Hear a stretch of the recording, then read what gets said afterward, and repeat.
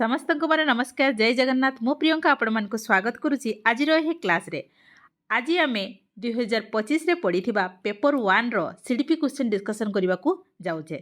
जदि आप नुआ अच्छा मो चैनल ताले सब्सक्राइब करके ऑल नोटिफिकेशन को ऑन कर दिंतु जो द्वारा कि सर्वप्रथम नोटिफिकेशन आपण पाइपर। यह हूँ आपणकर अनऑफिशियल आंसर की जो थी कि आम सीडीपी रो 30 क्वेश्चन डिस्कसन करने को जाऊे। चलतु स्टार्ट करवा देखा आप चेक कर नियंतु आपन केते स्कोर रोचे। क्वेश्चन नंबर 1 व्यवस्थान मूल्यांकन प्रधान उद्देश्य होची वर्ष शेष समाप्त उपलब्धि मापिबा ना शिक्षण असुविधार कारण चिन्हट करवा ना ग्रेड देवा ना शिक्षण पूर्वर शिक्षार्थी सामर्थ्य और दुर्बलता को चिन्हट करवा। देखंतु देखिला माने आपण जानि पारुथिबे वर्ष शेष रे कहिछि माने एटा तो समेटिव कथा कहि चली गला हाँ कि नहीं। असुविधार कारण चिन्हट करवा या तो डायग्नोस्टिक टेस्ट रहिला ठीक अछि। ग्रेड देवा तो केबे हबनी ताले कोटा हबो शिक्षण पूर्वर शिक्षार्थी सामर्थ्य और दुर्बलता को चिन्हट करवा ठीक अछि। नेक्स्ट क्वेश्चन को जिबा हमें केउ प्रकार मूल्यांकन द्वारा शिक्षादान समाप्ति बेलू शिक्षण उद्देश्य हासिल होछि बोली निश्चित करी हुए।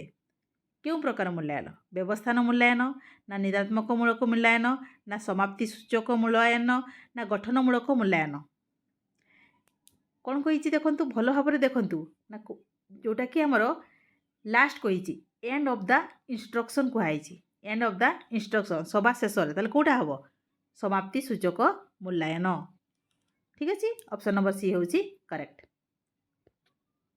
नेक्स्ट क्वेश्चन को जी आम पितामाता सह मान निर्धारण फलाफल को आलोचना कर उद्देश्य कौन कहीं आम पितामाता मान सहित मान पिला जो रिजल्ट रखी था केते कौन रखिले ता विषय डिस्कसन करिथाओ ना गृह कार्य संपादन करिबार शिक्षार्थी को सहायता देवा ना शिक्षार्थी दोष दुर्बलता को पितामाता को जनइबा तो केवल आम कर कि नहीं यहाँ हेनी यहाँ हेनी शिक्षार्थी उद्दिष्ट कार्यक्रम में सहभागिता बढ़ाइबा ना शिक्षक ठारू पितामाता दायित्व हस्तांतर करवा दायित्व के हस्तांतर करेंगे कि नहीं कौटा आंसर हम शिक्षार्थी उद्दिष्ट कार्यक्रम में सहभागिता बढ़ाइबा ठीक अच्छे बा to improve collaboration for child progress ठीक अच्छे। ऑप्शन नंबर सी हूँ करेक्ट। 4 को जीवा निम्नलिखित उक्ति मानक मध्यरु केउटी प्रश्नपत्र योजना प्रस्तुत करिवारे आवश्यक हुए नाही। जितेबेले आपण गोटे प्रश्नपत्र तैयारी करुछंती बा ब्लूप्रिंट गोटे तैयारी होउची सेतेबेले आपण कोटा आवश्यक दरकार नाही। देखंतु giving opportunity Mphasis on learning competency बा शिक्षण दक्षता गुड़ी को अनुपातिक गुरुत्व दिया जाए निहाती दिया जाए एटा दक्षता गुड़ी को देइथिबे प्रश्न गुड़ी को संख्या निर्दिष्ट करा ही थाए प्रश्नर प्रकार मध्य कराई थाए टाइप ऑफ क्वेश्चन की प्रकार क्वेश्चन दिया जीवो कराई थाए किंतु प्रश्न गुड़ी को उत्तर सूची तैयारी करबा स्कोरिंग की एटा थाए कि नहीं ताले कोड आंसर हो ऑप्शन नंबर डी ठीक अछि। नेक्स्ट क्वेश्चन को जीवा शिक्षण सामग्री व्यवधानर प्रधान उद्देश्य होउची जिते आम शिक्षण सामग्री व्यवहार करता तार मेन उद्देश्यटा कौन श्रेणी गृह को सजेबा पई आम करथाय कि नहीं केडे चलीगला देखा हाँ सजाइवाई करते कि नहीं शिक्षकों स्थान नापी आम शिक्षण सामग्री व्यवहार करते कि नहीं शिक्षार्थी मानकर स्मृति शक्ति परीक्षा करने आम करते कि नहीं केबे नुहे ताले कौन करते आम शिक्षण प्रक्रिया को सहायता देवाई आम शिक्षण सामग्री व्यवहार करते ऑप्शन नंबर डी हूँ करेक्ट ठीक अच्छे। नेक्स्ट क्वेश्चन को जीवा आम चार्ट मानचित्र और मॉडल गुड़िक हूँ डेस्र उदाहरण आम चार्ट मानचित्र मॉडल केवल देखी थाए ताले कौन हम श्राव्य दृश्य ना दृश्य श्राव्य ना कार्य उपकरण कौटा हम ना सठिक उत्तर हूँ दृश्य उपकरण ठीक अच्छे। नेक्स्ट क्वेश्चन को जीवा आम निरंतर सामग्रिक मूल्यांकन निम्नलिखित क्यों दिग उपरे ध्यान दि जाए शैक्षिक एवं सहशैक्षिक दिग मूल्यांकन ना केवल वार्षिक परीक्षा करवा ना केवल शैक्षिक दिगर मूल्यांकन ना नंबर बदल ग्रेड देवा देखंतु केवल तो केबे करें केवल से नेगेटिव वर्ड से गुड़ाक हम ना नंबर के बदल ग्रेड देवाई आम करते कि नहीं शैक्षिक एवं सहशैक्षिक दिगर मूल्यांकन करते ठीक अच्छे। नेक्स्ट क्वेश्चन को जीवा गठनमूलक मूल्यांकन केतेबेले करा जाय थाए गोटे पाठर शिक्षादान परे ना शिक्षा वर्ष शेष ना शिक्षा वर्ष आरंभ पूर्वर ना शिक्षण प्रक्रिया चली समय देखो फॉर्मेटिव एसेसमेंट आम जिते आम क्लास चली थाए सेतेबेले आमे किछि क्वेश्चन पचारे देई थाए सेगुडा को हमर कहिते आमे गठनमूलक मूल्यांकन ताले कोडा हबो ऑप्शन नंबर डी शिक्षण प्रक्रिया चलीथिबा समय वर्ष शेष रे गोटे तो समाटी भी चली गला। नेक्स्ट क्वेश्चन को जिबा निम्नलिखित क्यों परिस्थिति रे सहपाठी सहायता फलप्रद होइथाय सहपाठी सहायता फलप्रद होइथाय देखंतु समदक्षता संपन्न दल गठन करिबा जे समदक्षता सिमिलर एबिलिटी जे मानक पिला मानक थिबो से मानक दल करिबा ना मिश्रित दक्षता संपन्न दल गठन करिबा ना पसंद भित्तिक दल गठन करिबा ना व्यक्तिगत शिक्षण कार्य कोटा हबो देखंतु देखले आपण जानि पारुथिबे कोटा हबो ना मिश्रित दक्षता संपन्न दल गठन मिक्स करिके को दल गठन कले जेटा टिके कमजोरिया पिला आउटी जे भलो पारे ताको सहित जदि कॉम्बिनेशन टा ठीक रुहे ताले से कमजोरिया पिला मध्ये किछि सिखि पारिबो ठीक अछि ताले कोटा आंसर हबो option number B.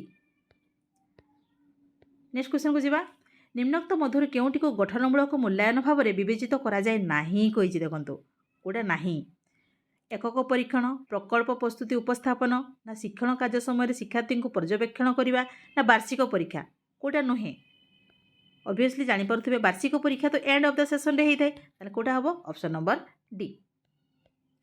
Next question को जिबा निम्नलिखित शिक्षा प्रणाली गुड़िक मध्यरु केउटी शिक्षण केंद्रिक पंथा सबुठारु अधिक संपर्कित आलोचना पद्धति ना व्याख्यान पद्धति ना प्रकल्प पद्धति ना क्रीड़ा पद्धति कोटा देखो teacher centre approach obviously lecturer method teacher centre approach कोटा ना होची बीटा लेक्चरर मेथड ठीक अच्छे।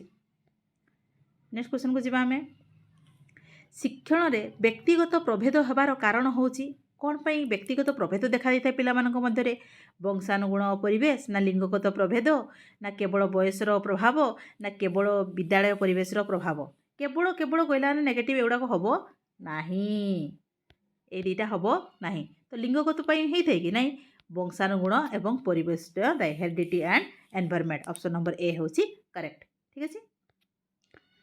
नेक्स्ट क्वेश्चन को जिबा कार्य करी शिखिबा हूँ डेस्र मूल मंत्र लर्निंग बाय डूइंग जोटा कि व्याख्यान पद्धति ना प्रदर्शन पद्धति ना प्रकल्प पद्धति ना गल्प कथन पद्धति कौटे पिला माने करी करी शिखती ना हूँ प्रोजेक्ट मेथड प्रकल्प पद्धति ठीक अच्छे। अंतर्निवेशी शिक्षार अर्थ कौन इनक्लूसिव एजुकेशन सामर्थ्य निर्विशेष समस्त पिला एकाठी शिक्षा देवा ना भिन्नक्षम पिला पृथक श्रेणी केबे पृथक श्रेणी हम कि नहीं एटा स्पेशल स्कूल ही थे यहाँ केवल एसटीएससी पिला करेंगे कि ना मेधावी शिक्षांत पर विशेष ध्यान देवे कि नहीं ताले कोटा हम सामर्थ्य निर्विशेष समस्त पिला एकाठी शिक्षा देवा ठीक अच्छे।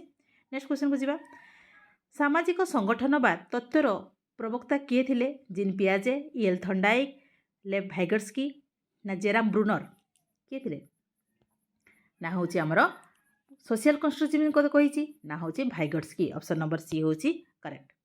नेक्स्ट क्वेश्चन को जिबा हमें जो शिक्षार्थी गोलक धंदा समाधान करने और जुक्तिभित्तिक कार्यर दक्ष से मुख्यतः क्यों बुद्धि संपन्न बा प्रदर्शन करिथाय गाणितिक जुक्ति बुद्धि ना आंतर्व्यक्तित्व बुद्धि ना स्थानिक बुद्धि ना भाषागत बुद्धि कोड़ा होता है से कर पजल गुड़ाक कर रिजनिंग टास्क गुड़ाक से कम्प्लीट कर कौटा आंसर हम ऑप्शन नंबर ए गाणितिक जुक्ति बुद्धि ठीक अच्छे।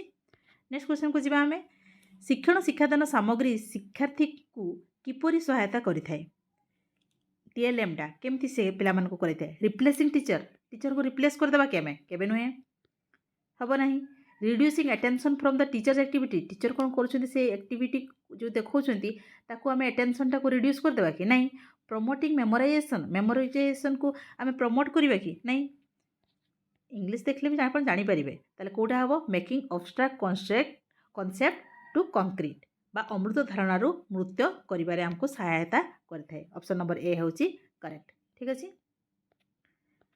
नेक्स्ट क्वेश्चन को जिबा बहुश्रेणी शिक्षण परिचालना पाई शिक्षक कौन करवा उचित बहुश्रेणी मल्टी ग्रेड क्लासरूम पाई कौन करेंगे केवल गोटे श्रेणी को पढ़ाइबे नाई मो गोटे श्रेणी को पढ़ाइबे कि नहीं पाठ्यपुस्तक शिक्षादान उपर गुरुत्व देवे ना दलगत और सहपाठी शिक्षण कौशल व्यवहार करवा ना एक श्रेणी पाठ योजना को अनुसरण तो करेंगे नहीं जेहेतु मल्टी ग्रेड क्लास कथा कही ताले use group and peer learning strategy option number C हूँ करेक्ट।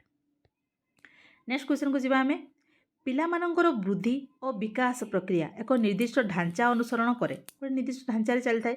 ନିମ୍ନୋକ୍ତ ମଧ୍ୟରୁ କେଉଁଟି ଏକ ଉପଯୁକ୍ତ ଢାଞ୍ଚା ଦେଖନ୍ତୁ। ଅନିୟମିତ ଓ ଅନିଶ୍ଚିତ ହୋଇଥାଏ କି? ନା ଧାରାବାହିକ ଓ ବ୍ୟବସ୍ଥିତ ହୋଇଥାଏ? ନା ଧାରାବାହିକ ଓ ଆକସ୍ମିକ ହୋଇଥାଏ? ନା କେବଳ ବଂଶଗତ ପ୍ରଭାବ ଉପରେ ଆଧାରିତ ହୋଇଥାଏ? କେବଳ କହିଲେ ଆମେ ନେଗେଟିଭ୍ କେବେ ହେବ ନାହିଁ। ଆକସ୍ମିକ ହେବ କି? ନାହିଁ। ଅନିୟମିତ ହେବ କି? ନାହିଁ। ତାହେଲେ କେଉଁଟା ହେବ? ଧାରାବାହିକ ଏବଂ ବ୍ୟବସ୍ଥିତ ବା continuous and orderly. Okay, next କ୍ୱେଶ୍ଚନକୁ ଯିବା। ଶିଶୁର ଶାରୀରିକ ବିକାଶରେ ସବୁଠାରୁ କେଉଁଟି ଅଧିକ ପ୍ରଭାବ ପକାଇଥାଏ? ଦଣ୍ଡବିଧାନ କରିବେ, ନା ପିଲା ବିଦ୍ୟାଳୟର ଭୌତିକ ପରିବେଶ, ନା ସହପାଠୀର ଚାପ, ନା ପୋଷଣ ବ୍ୟାୟାମ?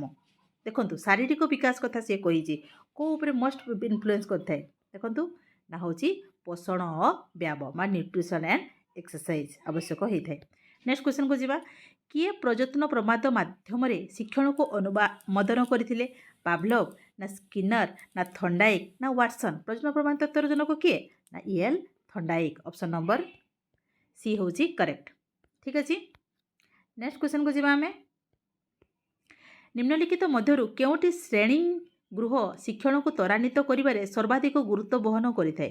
ଅତ୍ୟଧିକ ଗୃହ କାର୍ଯ୍ୟ ଦେବେ, ନା ସକାରାତ୍ମକ ପୁନର୍ବଳନ, ନା କଠୋର ଶୃଙ୍ଖଳା, ନା ପ୍ରତିଯୋଗିତା କରିବେ? ପ୍ରତିଯୋଗିତା କରିବେ କି? କମ୍ପିଟିସନ୍, କଠୋର ଶୃଙ୍ଖଳା ଇଏ କରିବେ କି? ଆପଣ ଷ୍ଟ୍ରିକ୍ଟ ଡିସିପ୍ଲିନ୍ କରିବେ କି? ହେଭି ଗୃହ କାର୍ଯ୍ୟ ଦେବେ କି? ନାହିଁ, ସବୁବେଳେ ପଜିଟିଭ୍ ରେନଫୋର୍ସମେଣ୍ଟ ଦେବେ, ସକାରାତ୍ମକ ପୁନର୍ବଳନ। ଠିକ୍ ଅଛି, ନେକ୍ସଟ କ୍ୱେଶ୍ଚନକୁ ଯିବା। CWSN ଶବ୍ଦର ପୂର୍ଣ୍ଣ ରୂପ କ'ଣ? କେତେ ଇଜି ପଡ଼ିଛି ଦେଖନ୍ତୁ। ଚାଇଲ୍ଡ ୱିଥ୍ ସପୋର୍ଟିଭ୍ ନିଡ୍, ନା ଚାଇଲ୍ଡ ୱିଥ୍ ସ୍ପେଶାଲ ନିଡ୍, ନା ଚାଇଲ୍ଡ ୱିଥ୍ ସ୍ପେସିଫିକ୍ ନିଡ୍, ନା ଚାଇଲ୍ଡ ୱିଥ୍ ସ୍କୋଲାଷ୍ଟିକ୍ ନିଡ୍? କେଉଁଟା ହେବ? Child with special need. ତାହେଲେ କେଉଁଟା ଆନ୍ସର ହେବ? ଅପସନ୍ ନମ୍ବର ବି। ନେକ୍ସଟ କ୍ୱେଶ୍ଚନକୁ ଯିବା ଆମେ। ଶିକ୍ଷାର୍ଥୀ କେନ୍ଦ୍ରିକ ପନ୍ଥାରେ କେଉଁଟି ପ୍ରଯୁଜ୍ୟ ନୁହେଁ? ଶିକ୍ଷାର୍ଥୀ କେନ୍ଦ୍ରିକ ପନ୍ଥା ଶିକ୍ଷାର୍ଥୀଙ୍କ ଦ୍ୱାରା ଜ୍ଞାନ ଆବିଷ୍କାର, ନିଶ୍ଚିତ ଭାବରେ ବିକାଶାତ୍ମକ ପାଠ୍ୟକ୍ରମ, ନା ଶ୍ରେଣୀ ଶିକ୍ଷଣ ଶୈଳୀ ଉପରେ ଗୁରୁତ୍ୱ, ନା ପ୍ରସ୍ତାବିତ ଉପାୟରେ ପାଠ୍ୟକ୍ରମ ପରିଚାଳନା? ଦେଖନ୍ତୁ ଏଗୁଡ଼ାକ ତିନୋଟି ଯାକ ହେଇଥାଏ ଚାଇଲ୍ଡ ସେଣ୍ଟରରେ। ବିକାଶାତ୍ମକ ପାଠ୍ୟକ୍ରମ, ଶିକ୍ଷଣ ଶୈଳୀର ଗୁରୁତ୍ୱ, କିନ୍ତୁ ପ୍ରସ୍ତାବିତ ଉପାୟରେ ପାଠ୍ୟକ୍ରମ ପରିଚାଳନା ଏଇଟା କ'ଣ ଶିକ୍ଷାର୍ଥୀ କେନ୍ଦ୍ର? ଏଇଟା ତ ଟିଚର ସେଣ୍ଟର ହେଇଗଲା। ତାହେଲେ କେଉଁଟା ଆନ୍ସର ହେବ? Option number D. ଠିକ୍ ଅଛି, ନେକ୍ସଟ କ୍ୱେଶ୍ଚନକୁ ଯିବା। ସର୍ବୋତ୍ତମ ଭାବେ ଶିକ୍ଷଣକୁ କିଭଳି ସଂଜ୍ଞାକୃତ କରିହେବ? ଅଭିଜ୍ଞତା ଆଧାରରେ ଆଚରଣଗତ ପରିବର୍ତ୍ତନ, ନା ତଥ୍ୟ ଓ ନିୟମକୁ ମନେ ରଖିବା, ନା ଜ୍ଞାତ ଅନୁକରଣ କରିବା, ନା ଆଚରଣରେ ସାମୟିକ ପରିବର୍ତ୍ତନ? କେଉଁଟା ହେବ ଦେଖନ୍ତୁ? ନା ହେଉଛି best define A change of behaviour due to experience. ଅଭିଜ୍ଞତା ଆଧାରରେ ଆମେ ଆଚରଣକୁ ପରିବର୍ତ୍ତନ କରିବା। ଅପସନ୍ ନମ୍ବର ଏ ହେଉଛି କରେକ୍ଟ। ନେକ୍ସଟ କ୍ୱେଶ୍ଚନକୁ ଯିବା ଆମେ। ପିଲାମାନଙ୍କଠାରେ ଶିକ୍ଷଣକୁ ପ୍ରୋତ୍ସାହିତ କରିବାର ସବୁଠାରୁ ପ୍ରଭାବଶାଳୀ ଉପାୟଟି କ'ଣ? ଘୋଷା ପଦ୍ଧତି କରିବେ କି? ନାହିଁ। ଡ୍ରିଲ୍ ଓ ଅଭ୍ୟାସ, ନା ଅର୍ଥପୂର୍ଣ୍ଣ ଓ କାର୍ଯ୍ୟଭିତ୍ତିକ ଶିକ୍ଷଣ, ନା ଶିକ୍ଷକ ନିୟନ୍ତ୍ରିତ ଶିକ୍ଷାଦାନ? ଦେଖନ୍ତୁ ଟିଚର କଣ୍ଟ୍ରୋଲ ତ କରିବେନି, ଘୋଷା ପଦ୍ଧତି ମଧ୍ୟ କରିବେନି, ଡ୍ରିଲ୍ ଆଉ ପ୍ରାକ୍ଟିସ୍ କି? ନାହିଁ। ତାହେଲେ କେଉଁଟା ହେବ? ଅର୍ଥପୂର୍ଣ୍ଣ ଏବଂ କାର୍ଯ୍ୟଭିତ୍ତିକ ଶିକ୍ଷଣ। ଆମେ ପିଲାମାନଙ୍କୁ ଆକ୍ଟିଭିଟି ବେସ୍ଡରେ ସବୁବେଳେ ପଢ଼ାଉଛେ ନା, ତାହେଲେ କେଉଁଟା ହେବ? Meaningful and activity based learning. Okay, next କ୍ୱେଶ୍ଚନକୁ ଯିବା। ପିଲାର ବ୍ୟକ୍ତିତ୍ୱ ବିକାଶ ଉପରେ ନିମ୍ନୋକ୍ତ କେଉଁଟି ଦୀର୍ଘସ୍ଥାୟୀ ପ୍ରଭାବ ପକାଇଥାଏ? ବୁଦ୍ଧିମତ୍ତା, ପରିବେଶ, ବଂଶାନୁଗୁଣ, ନା ବଂଶାନୁଗୁଣ ଓ ପରିବେଶ? ସବୁବେଳେ ଆମର ପ୍ରଭାବ ପକାଇଥାଏ କେଉଁଟା? ନା ବଂଶାନୁଗୁଣ ଏବଂ ପରିବେଶ। ଅପସନ୍ ନମ୍ବର ଡି ହେଉଛି correct, heredity and environment. Okay, next କ୍ୱେଶ୍ଚନକୁ ଯିବା। କେଉଁଟି ଶିଶୁର ବୌଦ୍ଧିକ ବିକାଶ ସହ ସମ୍ପର୍କିତ? ଦେଖନ୍ତୁ ବୌଦ୍ଧିକ ମାନେ ବୁଦ୍ଧି କଥା କୁହାଯାଇଛି। ଗାଣିତିକ ଧାରଣାର ପ୍ରୟୋଗ କରିବା, ନା ଭୟ ଓ ରାଗର ନିୟନ୍ତ୍ରଣ କରିବା, ନା ଅନ୍ୟ ସାଥୀମାନଙ୍କ ସହ ଖେଳନା ବାଣ୍ଟି ଖେଳିବା, ନା ଶରୀର ଯତ୍ନ ସମ୍ବନ୍ଧୀୟ ଅଭ୍ୟାସକୁ ପାଳନ କରିବା? ବୌଦ୍ଧିକ ବିକାଶ କଥା କହିଛି ଦେଖନ୍ତୁ। ତାହେଲେ କେଉଁଟା ହେବ? ଗାଣିତିକ ଧାରଣାକୁ ପ୍ରୟୋଗ କରିବା ବା application of mathematical concept. Okay, next କ୍ୱେଶ୍ଚନକୁ ଯିବା। ପରିବେଶ ଅଧ୍ୟୟନ ଶ୍ରେଣୀର ଏକ ମଡେଲ ତିଆରି କରୁଥିବା ପିଲାଟି ନିମ୍ନ ମଧ୍ୟରୁ କେଉଁ ପ୍ରକାର ଶିଖିବାର ଏକ ଉଦାହରଣ? ସେ ଗୋଟେ ମଡେଲ ପ୍ରସ୍ତୁତ କରିପାରୁଛି EVS କ୍ଲାସ୍ରେ। ଠିକ୍ ଅଛି, ତ ସେଟା ଘଷିକରି ଶିଖିବା? ନାହିଁ, ସେ କରିପାରୁଛି। ଘଷିକରି ତ କେବେ ହେବନି। ଅନୁକରଣ କରି ଶିଖିବା? ନାହିଁ। ଇମିଟେସନ୍ କେବେ ହେବ କି? ନାହିଁ। ଦୃଶ୍ୟ ଶିକ୍ଷଣ କି? ନାହିଁ। ତାହେଲେ କେଉଁଟା ହେବ? ଅଭିଜ୍ଞତାମୂଳକ ଶିକ୍ଷଣ ବା ଏକ୍ସପିରିଏନ୍ସିଆଲ ଲର୍ଣ୍ଣିଂ। ଓକେ, ନେକ୍ସଟ କ୍ୱେଶ୍ଚନକୁ ଯିବା ଆମେ। ଶିକ୍ଷାର୍ଥୀମାନଙ୍କ ମଧ୍ୟରେ ସୃଜନଶୀଳ ଚିନ୍ତନକୁ କିପରି ଉତ୍ସାହିତ କରାଯାଇପାରେ? ମୁଖସ୍ଥ କରି ମନେ ରଖିବା ଦ୍ୱାରା? ନାହିଁ ମ, ମୁଖସ୍ଥ କଥାକୁ ଆମର କେବେ ଗୁରୁତ୍ୱ ଦେବେ କି? ନାହିଁ। ନା ମୁକ୍ତ ଉତ୍ତରମୂଳକ କାର୍ଯ୍ୟ ସମ୍ପାଦନ କରିବା ଦ୍ୱାରା, ନା କେବଳ ଗୋଟିଏ ପ୍ରଶ୍ନର ଗୋଟିଏ ଉତ୍ତରକୁ ଗୁରୁତ୍ୱ ଦେବା ପାଇଁ, ନା ଆବିଷ୍କାର ଅନୁସନ୍ଧାନ ସୀମିତ କରିବା। ସୀମିତ ୱାର୍ଡ଼ଟା ଅଛି ନେଗେଟିଭ୍, କେବଳ କହିଲା ନେଗେଟିଭ୍। ତାହେଲେ କ'ଣ କରିବେ? ପ୍ରୋଭାଇଡ଼ିଂ ଓପନ୍ ଏଣ୍ଡେଡ୍ ଟାସ୍କ ବା ମୁକ୍ତ ଉତ୍ତରମୂଳକ କାର୍ଯ୍ୟ ପ୍ରଦାନ କରିବା ଦ୍ୱାରା। ଠିକ୍ ଅଛି, ଏତିକିରେ ସମାପ୍ତ ହେଲା ଆଜିର ଆମର ସିଡିପି କ୍ଲାସ୍। ଯଦି ଆପଣଙ୍କୁ ଭଲ ଲାଗିଲା ଲାଇକ୍ ସେୟାର କରନ୍ତୁ। ଆପଣ କେତେ ସ୍କୋର କଲେ କମେଣ୍ଟ ମାଧ୍ୟମରେ ଆପଣ ଜଣାନ୍ତୁ। Thank you. ଜୟ ଜଗନ୍ନାଥ। Thank you.